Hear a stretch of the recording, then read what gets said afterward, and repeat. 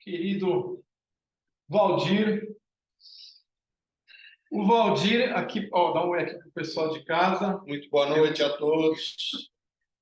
O Valdir é presidente do Núcleo Kardecista Antônio Pereira de Souza, certo, Valdir? Sim. Fica aqui no bairro das Perdizes, na rua Padre Chico, e também é da diretoria da USE, da União das Sociedades Espíritas da Lapa, um grande amigo nosso e que veio a brilhantar aqui nossa noite com uma apresentação para todos vocês. A palavra é sua, Valdir. Muito obrigado. Boa noite a todos novamente. É muita alegria, muita honra poder estarmos aqui novamente nessa casa. E tão boas vibrações, nós já estivemos aqui antes da pandemia, é verdade.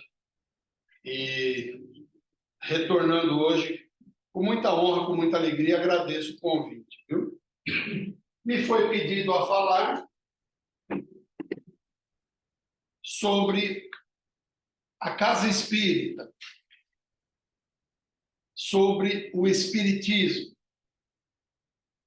E nós, que militamos na doutrina espírita, muitas vezes recebemos pessoas que nos fazem questionamentos. Pessoas que estão chegando agora na doutrina espírita, pessoas que têm uma certa curiosidade, que não se aprofundaram nos estudos ainda, né? E a gente queria começar por algumas dessas dúvidas que são muito comuns na doutrina espírita, no centro espírita. Por exemplo, as pessoas perguntam: Umbanda, Candomblé e Espiritismo, existe diferença? Poxa, muita diferença. Mas o que é cada uma delas? Um breve resumo: nós sabemos, Umbanda é uma religião que nasceu em 1908, criada por um médium chamado Zélio de Moraes, e ele une elementos do catolicismo, do espiritismo, de algumas religiões afro-brasileiras. A Umbanda, ela segue o princípio da fraternidade e da caridade, sob as luzes da natureza e do plano espiritual. Já o Candomblé é uma religião musical e culturalmente muito rica. Ela é trazida pelos escravos da África no final do século XVI. Segue as leis da natureza e tem como divindade os orixás. Estes é que cuidam e equilibram as energias da nossa existência. Agora, o espiritismo, ele deve ser entendido como uma doutrina que surgiu na França, meados do século XIX, mais precisamente em 1857, cujos ensinamentos foram trazidos pelos espíritos e foram organizados por Allan Kardec, naqueles 5 livros que nós, da codificação espírita, nós conhecemos como o Pentateuco Espírita, que são o Livro dos Espíritos, o Livro dos Médiuns, o Evangelho segundo o Espiritismo, o livro O Céu e o Inferno e a Gênese. A doutrina espírita está contida nesses livros. O Livro dos Espíritos é o que ditou as demais obras. Foi dele que Kardec, inicialmente, em 1857, publicou. Ele é composto de 1019 perguntas. E esse livro deriva os demais, porque no Livro dos Médiuns, Kardec faz uma exploração mais detalhada sobre a mediunidade, sobre o médium, fala das suas qualidades, das suas necessidades, explica para cada um de nós como que deve ser utilizada da melhor maneira a mediunidade. No livro Evangelho segundo o Espiritismo, ele fala do Novo Testamento, da vinda de Jesus, que é considerado o maior dos nossos profetas. Ele não faz menção no Velho Testamento, mas fala do Novo, das passagens de Jesus, nos 27, 28 capítulos, que o 28º é composto de preces, né? Ele tem passagens de Jesus, ensinamentos do Mestre Jesus, é de cunho mais da parte religiosa da doutrina espírita. O livro Céu e Inferno já é mais filosófico, é composto de duas partes. A primeira parte é feita uma exploração entre uma pessoa cética, um padre, o próprio Kardec, comparando o espiritismo com as demais religiões, para falar sobre céu, sobre inferno, sobre a morte. A segunda parte são depoimentos de diversos espíritos que vieram dar declarações. Então, tem espíritos sofredores, espíritos alegres, espíritos medianos, uma série de depoimentos para que nós possamos entender como que é a nossa passagem do plano material para o plano espiritual. Por último, a Gênese, que vai falar desde a criação do mundo até passando pelos milagres de Jesus. É um livro bem filosófico e também científico, né? E é diante dessas obras que a doutrina espírita se espelha, e depois temos derivadas mais de milhares de outras obras, entre elas mais de 400 livros de Chico Xavier, outros tantos de Divaldo e tantos outros escritores espíritas que trazem para nós informações, muitas delas trazidas pelo plano espiritual, outras por intuição e inspiração, enfim, mas são obras apêndices que confortam bastante e nos ajudam a entender a doutrina espírita. Mas perguntam também, macumba é uma prática espírita? Antes de tudo, gente, entender que macumba é um instrumento de percussão africano. E macumbeiro é quem toca esse instrumento. Agora, no sentido de um trabalho espiritual que as pessoas conhecem, precisamos esclarecer que a mediunidade não é uma propriedade só dos espíritas. A mediunidade está contida em cada um de nós. Todos nós somos médiuns. O católico pode ser médium, o evangélico, o umbandista, todos nós temos a mediunidade. Esse tipo de trabalho não se encontra nas casas espíritas, tá? Mas em algumas casas que nós chamamos de espiritualistas. Então não vamos confundir a casa espírita com a casa espiritualista. Um centro de umbanda é espiritualista. Espírita é quem leva à frente Allan Kardec, segue as obras do Allan Kardec. O único caso espírita é esse. Os demais são espiritualistas. E a gente às vezes confunde. Eu já li em vários casos aí, pelas andanças, casa espírita e de umbanda. Então, sabe, deveria ser casa espiritualista de umbanda, é o mais correto. Mas as pessoas podem confundir, sem dúvida.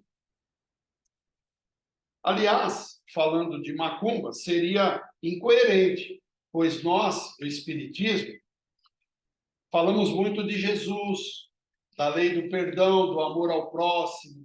Então, não seria nada instrutivo e coerente um espírita dizer que faz macumba, porque ele estaria prejudicando uma outra pessoa, quando, na verdade, o Espiritismo prega a lei do amor. Continuando, eu escrevi um texto assim: as práticas e as pessoas que pedem sacrifícios animais, bebidas alcoólicas, charuto, comida, sacrifício, sangue dos animais ou até de humanos, que participam de trabalhos de vingança ou outra maldade qualquer, como a gente sabe que existe, essas pessoas elas precisam do esclarecimento cristão, da lei do Cristo, dos seus ensinamentos. Eles ainda estão apegados às coisas materiais e aos sentimentos de ordem inferior. Os que buscam, os que intermediam e o espírito que aceita tal trabalho estão contrariando a lei de Deus. Nós, espíritas, respeitamos o livre-arbítrio de todos, mas devemos admitir, isto não é uma prática espírita. Aliás, Se os espíritos fossem resolver todos os problemas, gente, Chico Xavier, que foi o mais merecedor de todos, muitos de nós até, ele não teria sofrido com tantas doenças e problemas na vida dele, né? Porque ele tinha assessoria direta do plano espiritual, não é verdade?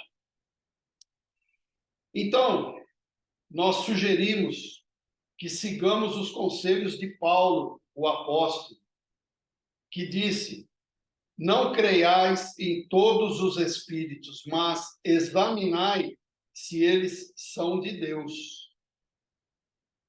Isso é um caminho muito importante, principalmente na mediunidade, porque não é que o espírito veio e deu uma mensagem que o médium deva aceitá-la e dizer, não, foi ele que falou, é isso mesmo. Não necessariamente. Temos que entender que assim como temos aqui, nós temos do lado de lá também. É a evolução.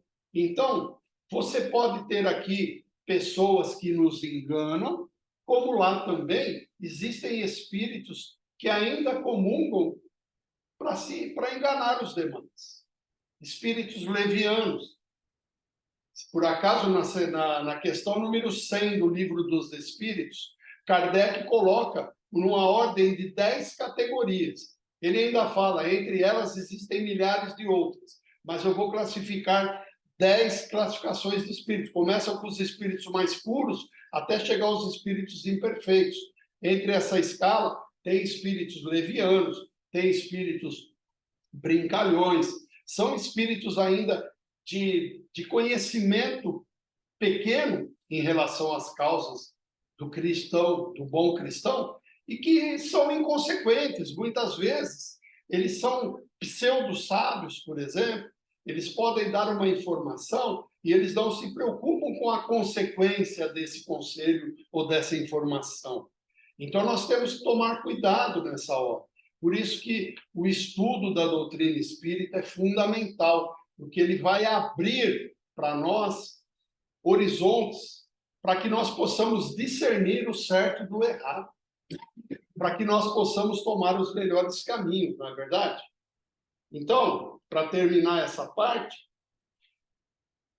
eu coloquei: não forme a sua opinião utilizando como base a opinião dos outros, principalmente a dos falsos profetas, que pregam aos seus fiéis a mentira, o preconceito, a inimizade e até o desrespeito, que muitas vezes chega à violência. Busque conhecer para não confundir e julgar.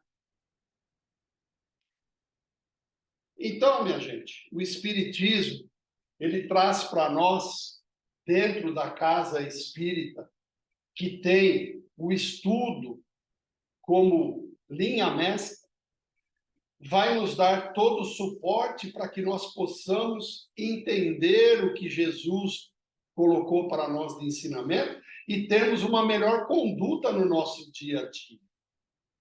Nós pegamos um trecho aqui do livro de Herculano Pires, que é considerado o melhor metro que mediu Allan Kardec. E ele coloca assim: são 3 os elementos fundamentais que o Espiritismo se serve para transformar o nosso mundo num mundo melhor e mais belo.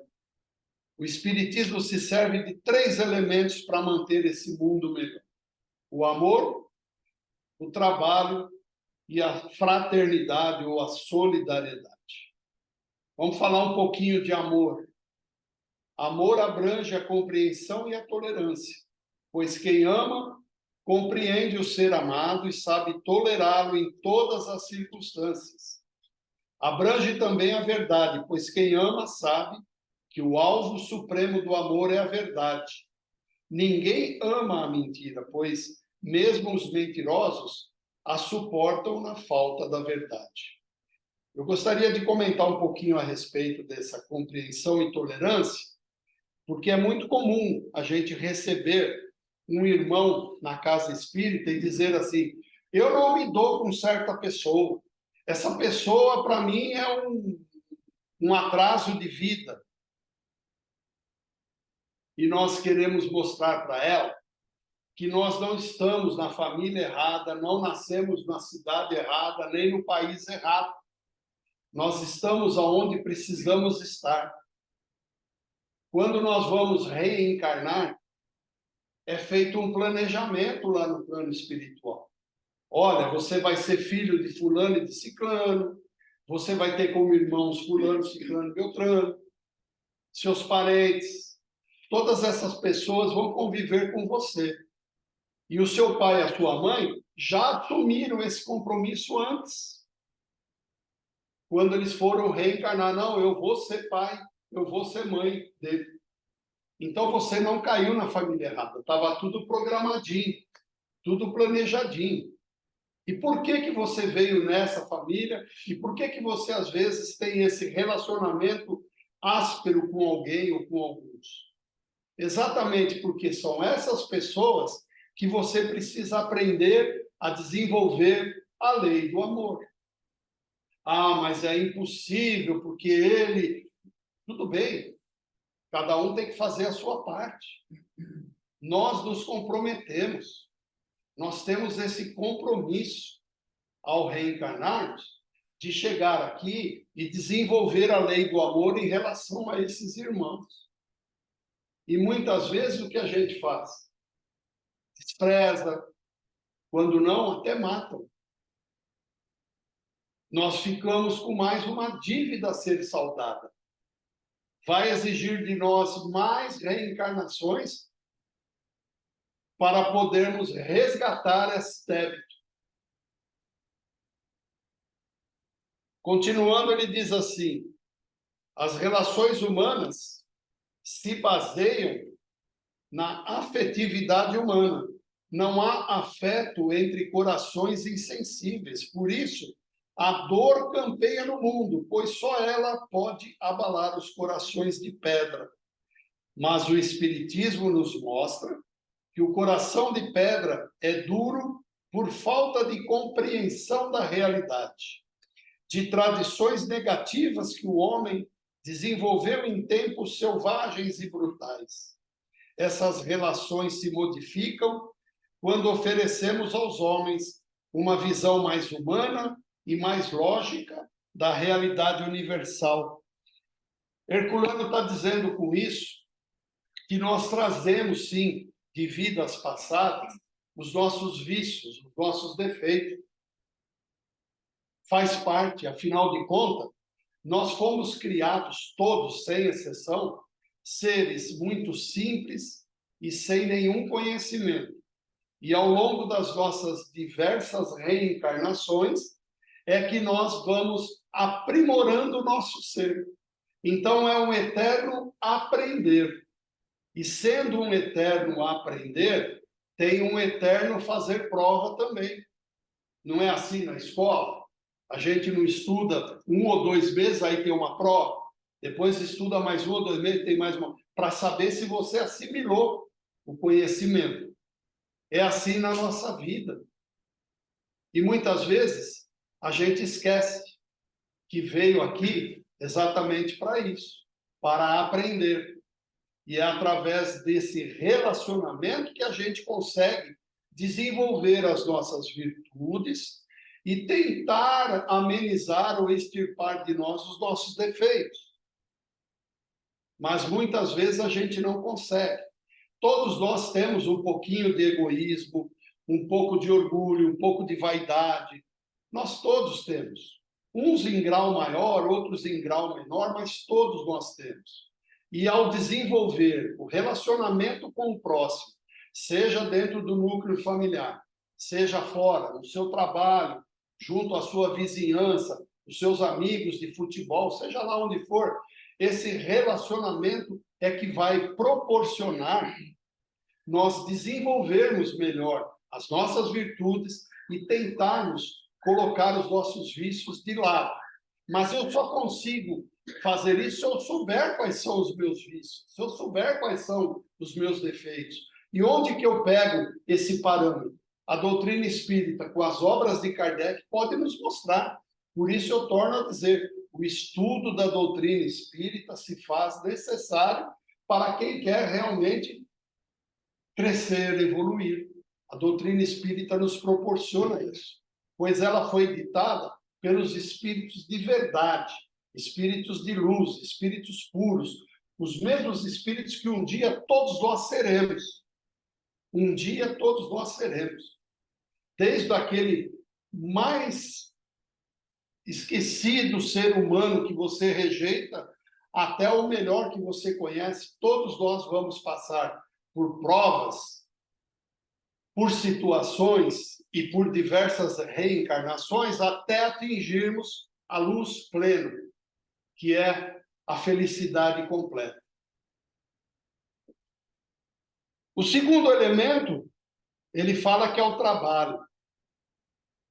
O trabalho é exigência do princípio de transcendência. O homem trabalha por necessidade, como querem os teóricos da dialética materialista, mas não apenas para suprir as suas necessidades físicas de subsistência e sobrevivência.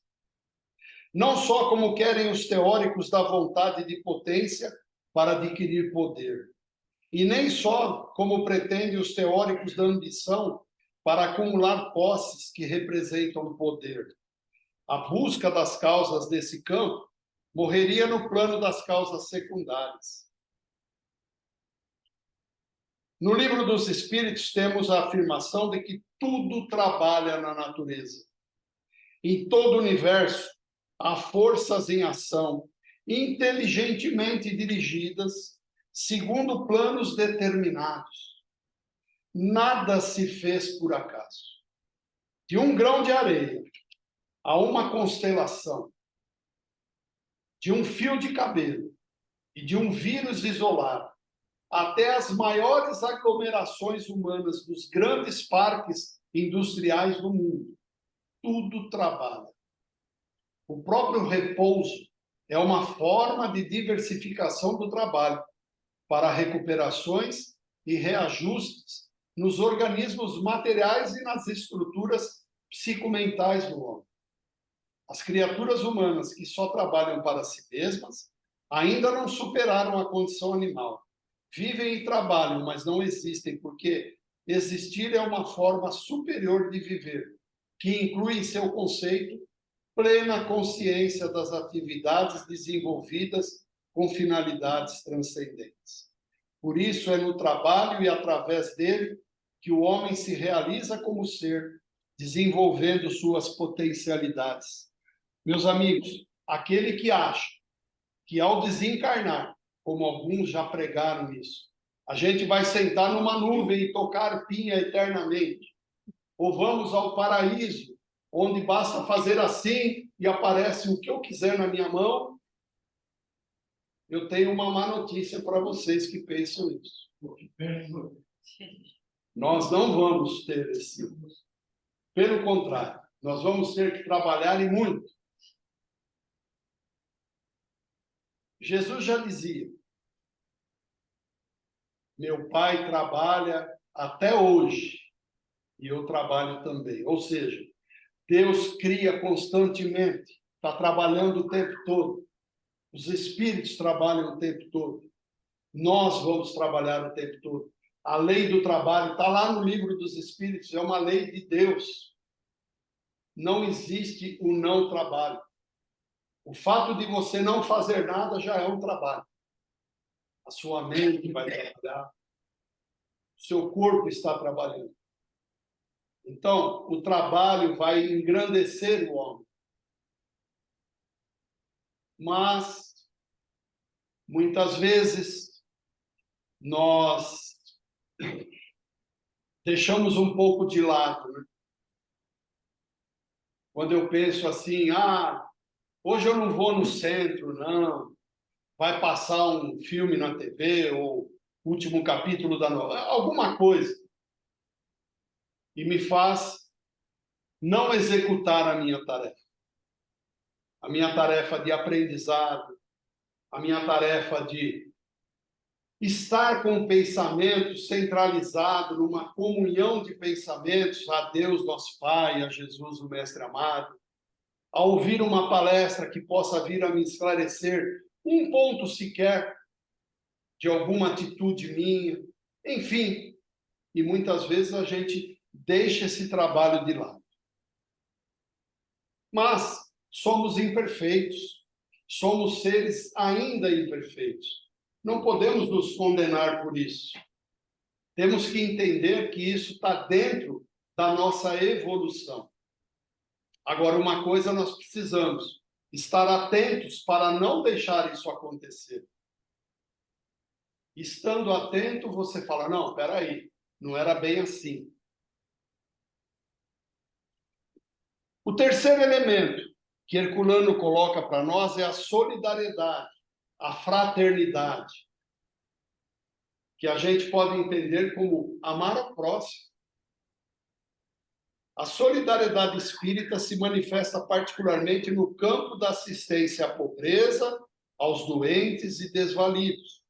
O grande impulso nesse sentido foi dado desde o início do movimento doutrinário na França pelo livro O Evangelho segundo o Espiritismo, de Allan Kardec.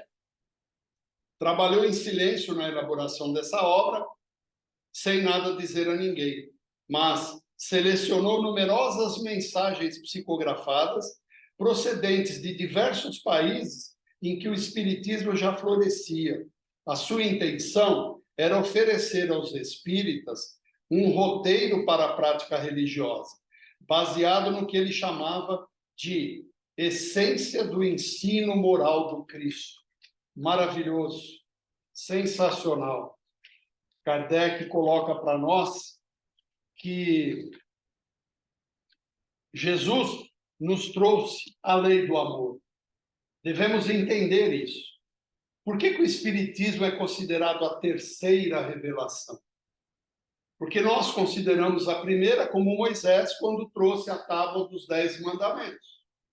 Ele tinha lá um povo que ele arrebanhou, tirando da escravidão dos egípcios, levou esse povo por 40 anos no deserto em busca da terra prometida. Ele precisava de alguma coisa que criasse leis para aquele povo, porque ali cada um fazia o que queria. Porque naquela época era a lei do mais forte. Se me fizer mal, eu tenho o direito de te fazer o mal. Aí Deus chama Moisés e mediunicamente ele transforma os 10 mandamentos numa tábua e ele traz. E durante 1.400 a 1.500 anos, o povo hebreu trabalhou com esses 10 mandamentos. Só que chega uma hora que esse mesmo povo hebreu estava utilizando as leis mosaicas, que são as leis de Moisés, que na verdade eram de Deus, só pela parte externa. Eles só faziam o que aparentava que eles estavam fazendo, porque intimamente eles não estavam cumprindo com os 10 mandamentos. Eles não estavam honrando pai e mãe como deveriam, eles não estavam não matando como deveriam, não estavam cobiçando as coisas do próximo e outras tantas. Aí Deus, para salvar a humanidade, envia Jesus, a segunda revelação. Jesus veio nos trazer a lei do amor. Falou, olha, tudo que o Moisés falou é verdade. Eu não vou negar. Mas eu quero dizer a vocês que desses 10 mandamentos, 2 são suficientes.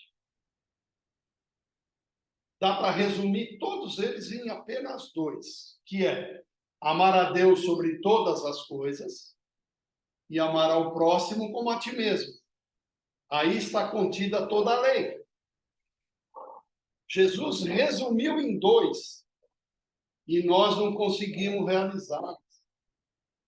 Até hoje nós não conseguimos 100%. Mas não desanime, nós estamos a caminho. Um dia vamos realizar com perfeição. E depois, 1850 anos depois da vinda do Cristo, surge a doutrina espírita, que nós consideramos como a terceira revelação. Ela veio dizer, olha, o que Moisés falou estava certo, o que Jesus trouxe está muito certo, Só tem um detalhezinho. Você não vai queimar no fogo do inferno eternamente.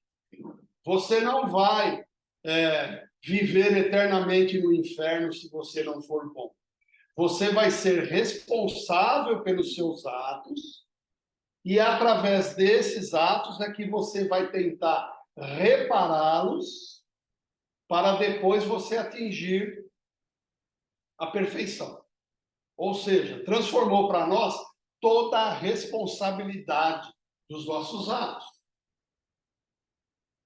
Mostra para nós que a evolução de cada um depende única e exclusivamente de si mesmo. Portanto, meus amigos, uns precisarão de X encarnações, outros precisarão de X mais algumas encarnações, outros precisarão de X mais algumas e mais outras, porque cada um está num estado evolutivo, de compreensão, de entendimento. Saímos todos do marco 0. Estamos a caminho do marco 10. Mas uns estão no marco 4, outros 3, outros 5 e por aí afora. Há necessidade de novas reencarnações e irmos burilando toda a nossa vida. Mas isso compete a cada um de nós. Não seremos outros que vão fazer por nós. Quanto tempo eu tenho? Eu vou só terminando. Você consegue acabar até as 9? Opa, sem dúvida. Allan Kardec coloca numa obra o seguinte: ser espírita não é ser nenhum religioso. Ser espírita é ser cristão. Não é ostentar uma crença, é vivenciar a fé sincera. Não é ter uma religião especial, é ter uma grave responsabilidade. Ser espírita, eu achei essa ótima. Ser espírita não é superar o próximo, é superar a si mesmo. Não é construir templos de pedra, é transformar o coração em templo eterno. É maravilhoso isso, porque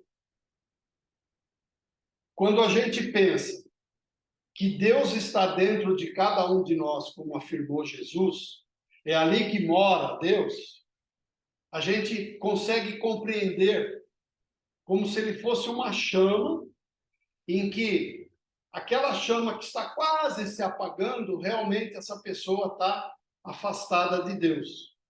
Mas aquela chama, quando está bem mais elevada, a gente está mais próximo de Deus. É por isso que quando a gente faz uma caridade, ajudando alguém, sem esperar nada em troca, deu de ti para essa pessoa, fez a caridade da melhor maneira que você podia, sem humilhação, sem ostentação, sem esperar nada em troca, e muito menos que alguém visse. Você fez essa caridade, você se sente preenchido. Alguém aqui discorda? Os internautas aí discordam. Toda vez que a gente ajuda alguém, parece que aquilo reanima a gente, preenche a gente. Só pode ser Deus dentro de ti que te engrandece. E cada vez que a gente faz o contrário, parece que a gente está escondidinho de Deus. Parece que Deus está muito longe de nós. A boa notícia é que Ele nunca se afasta. Ele nunca nos deixa. Por pior que possamos fazer, por pior que possamos agir, Deus sempre estará conosco.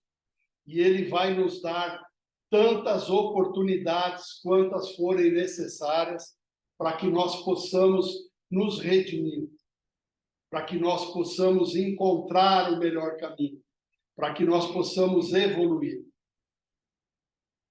Então, pensando dessa maneira, é que eu vou entender, e a doutrina espírita nos mostra isso muito bem, porque das minhas dores.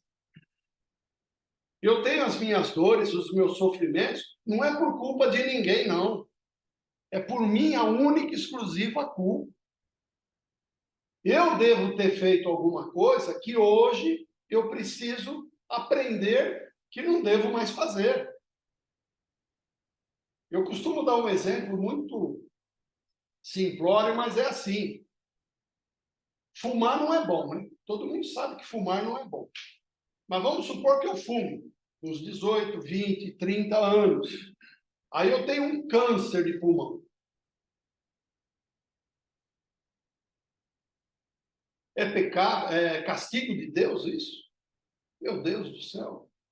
Se eu procurei esse câncer, ele veio. Eu fui mais do que avisado que fumar causa câncer.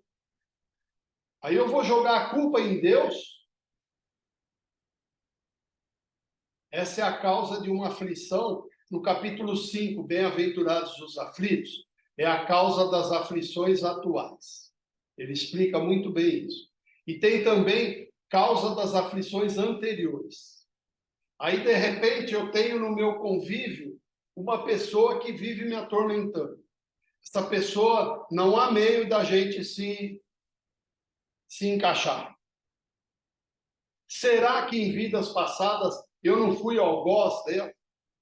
Será que em vidas passadas eu não atrapalhei a vida dela? Ah, mas aí é a lei do olho por olho, dente por dente. Não. Às vezes, não necessariamente eu atrapalhei a vida dela, mas ela é um instrumento que Deus mandou para a minha vida encarnada, para que eu aprenda a ter tolerância, paciência, amor ao próximo, indulgência para com os defeitos alheios. Enfim, tudo que se passa comigo tem uma razão de ser. Deus não faz nada levianamente, não faz nada, como a gente diz, por acaso. Porque é única e exclusivamente culpa minha. Eu preciso passar por aquilo. Agora, eu tendo a fé renovada, eu entendendo que Deus me ama infinitamente e que Ele jamais vai me castigar. Pelo contrário, Ele quer o meu melhor, mas Ele está me dando a opção de eu me melhorar através da dor. Fica bem mais fácil conviver com ela, não é verdade? Eu acho que fica bem mais fácil. Afinal de contas, eu não devo ficar me lamentando das minhas dores e sofrimentos. Eu tenho que enfrentá-las. Eu já uso esse termo hoje, que eu falo, não chame de problema. Você não tem um problema. Você tem um desafio. Porque problema, muitas vezes, pode não ter solução. Veja, por exemplo, na matemática, os matemáticos que me corrijam. Você faz uma equação, no final você chega lá, o resultado é raiz quadrada de um número negativo. É impossível, não tem solução. Não existe raiz quadrada de número negativo. Então, problema, muitas vezes, pode não ter solução. Desafio, não. Desafio você enfrenta. Desafio você pode ganhar ou perder, mas você enfrenta. Então, nunca mais chame, eu tenho um problema, eu tenho um desafio. E eu vou superar com a ajuda de Deus, confiando nele. Ele vai me ajudar, ele vai me inspirar a ter essa solução, ele vai mostrar o caminho para mim. Que muitas vezes está na minha frente, mas eu não consigo enxergar. Mas por que eu não consigo enxergar? Porque o meu orgulho não permite, a minha vaidade, o meu egoísmo. Muitas vezes eu dependo de um simples pedir perdão e tudo estará resolvido. Mas eu tenho um orgulho que me fere e não vai deixar eu pedir o perdão. Quantos não estão nessa situação? Um simples pedido de desculpas resolveria uma série de outros problemas. Mas não, a gente é turrão, a gente segura ali. Nós somos como crianças, exatamente como crianças. Somos muito infantis na nossa conduta, na nossa evolução. Você diz para a criança, não põe o dedo na tomada, não põe o dedo na tomada. Mas ela vai lá e põe o dedo na tomada. O que ela teve? Dor, choque. Ela foi contra uma lei. E nós costumamos ir muito contra as leis de Deus. Toda vez nós estamos indo contra. É a nossa imperfeição. Mas, retomando, conhecendo a lei, conhecendo a doutrina espírita, estudando com afinco, não é ler os livros espíritas, é estudar junto com mais outras pessoas, fazer as discussões, as aulas com disciplina, com esclarecimento. Me fugiu o termo quando a pessoa vai sempre no mesmo. Assiduidade. Uma assiduidade. Um método. Porque às vezes entra no curso, faz lá o primeiro mês, depois falta 2, 3 meses, depois volta de novo, faz mais 15 dias, depois falta mais 2, 3 meses. Aí não dá. Aqui no cara está cheio. Não podemos. Nós temos que ter assiduidade no estudo. Esses estudos é que vão mostrar para nós qual o melhor caminho que nós devemos seguir. Para encerrar, meus amigos, eu queria passar a vocês uma palavra de Chico Xavier. Chico Xavier disse assim: minha religião não me ensina a ser melhor que os outros. Minha religião me ensina a ser melhor para os outros. Qual a minha religião? Fazer o bem. Qual a minha filosofia? A doutrina espírita. Chico Xavier foi um grande homem. Eu quero agradecer a atenção de vocês, desejar a todos um excelente fim de semana, uma excelente noite, um bom fim de semana, e até uma próxima oportunidade. Muito obrigado. Quem gostaria de fazer alguma pergunta de casa, está aqui. Dona Érica, primeiro que chegou atrasada, esclarecimento, alguma coisa. Valdir. Oi, pois não? Eu não falo também problema. Eu aprendi com uma médica. Na verdade, a gente tem contratempo. Contratempo. Então, eu mudei. Não tem problema. Ela é uma médica, já é um avanço. Uma médica oncologista, e ela teve uma situação que o marido falou um monte de coisa. Quando ela foi trabalhar, a paciente dela, que tem câncer, tinha que ver como que ela reagia, como estava com a médica e tal. Aí ela parou e falou, puxa, quem tem problema é essa minha paciente, porque ele tem contratempo. Então eu peguei isso e falo para todo mundo também, não é problema, é contratempo. Contratempo a gente consegue ainda... Né? Você está falando do câncer, né? Eu tive câncer de pulmão, tá? Eu extraí 2/3 do pulmão direito agora em dezembro. Eu tive uma recuperação de uns 15 dias, um pouco dolorido, realmente. Mas em momento algum eu perdi a fé de que tudo daria certo. E essa cirurgia foi em dezembro, precisamente no dia 7 do ano passado. E em junho, agora, eu tive a consulta no dia 16 com a oncologista e ela me liberou geral. Ela falou, eu quero te ver agora a cada 4, 5 meses, fazendo os exames para acompanhamento. Então, eu digo, me ajudou a minha fé? Ajudou muito. Ajudou eu não ficar me martirizando. Ai, meu Deus, eu tenho câncer, eu vou morrer, o mundo... Não! Pelo contrário, eu sou muito grato. Tantos amigos que me mandavam mensagens, palavras de esperança, palavras de conforto. Nossa, gente, eu não tenho calculado o número que me passaram de informações assim. Isso me deu uma força muito grande. Minha esposa está aqui presente e ela é testemunha de que quando eu retornei ao cirurgião, 20 dias depois, 30 dias depois da cirurgia, ele falou, eu estranhei o fato de você entrar tão sereno na sala de cirurgia. Você estava muito calmo e a sua calma transformou toda a minha equipe calma. Eu falei, doutor, eu não sei qual a sua religião, não sei se o senhor acredita, mas eu acredito que eu estava amparado por bons espíritos e eles foram realmente trabalhar toda a equipe para que tudo corresse bem. Ele falou, é verdade. Sua cirurgia deveria durar 3, durou 5 horas e você teve 5 paradas de respiração que me assustaram e eu tive que parar a cirurgia, voltar. Isso aí deixa a gente preocupado. Mas não, nós ficamos todos calmos e serenos. O que eu posso dizer nessa hora? Que eu estava abençoado, só podia estar. Mas, torno a dizer, não me martirizei, não achei que eu era o mais injustiçado do mundo, absolutamente. Eu agradeci a Deus por permitir que essa doença pudesse, entre aspas, resgatar algo que eu preciso, mas que eu iria sair com muita altivez e eu esperava que ele me ajudasse nisso. Porque, afinal de contas, eu venho aqui pregar uma coisa e lá fora eu faço outra. Aí não dá, né? Eu teria que manter aquilo que eu prego nas minhas palestras, nas minhas conversas, nas minhas aulas lá do núcleo. Eu não posso agora fazer ao contrário do que eu pregar. Então, é um exemplo que realmente marca bem o que a doutrina espírita me ajudou nesses 30 anos que sou espírita, graças a Deus.